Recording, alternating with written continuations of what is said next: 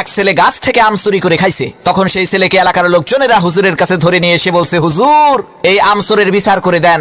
হুজুর তার কিতাব বের করে সমস্ত লোকের সামনে কিতাব খুলে পড়তে আরম্ভ করলো। যে চুরি করে খাইছে আম তাকে দিতে হবে তার দাম, দাম না দিলে তার পিঠের উপরে কিল পড়বে ধাম ধাম। হুজুরের কিতাব শুনে এলাকার লোকজন সেই ছেলেটিকে কয়েকটা চর থাপ্পড় মেরে বিদায় করে দিল।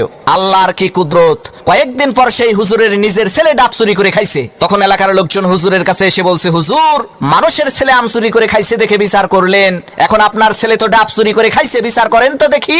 লোকদের কথা শুনে হুজুর তার কিতাব বের করে বলল, ভাইরা আমার, কিতাবে লেখা আছে যে চুরি করে খাইছে ডাব তার হয় নাই কোনো পাপ। তখন এলাকার লোকজন বলল, হুজুর বুঝলাম ডাব খাইলে পাপ নাই, কিন্তু আপনার ছেলে তো একেবারে পাকা জুনা খাইছে। হুজুর তখন কিতাব থেকে পড়লো, যে খাইলো জুনা তার নাই কোনো গুনাহ। এলাকার লোকজন বলল, হুজুর ডাব খাইলে পাপ নাই, জুনা খাইলে গুনাহ নাই মানলাম, কিন্তু আপনার ছেলে তো নারিকেল খাইছে। তখন হুজুর তার কিতাব থেকে পড়লো যে নারিকেল খাইছে চুরি কইরা।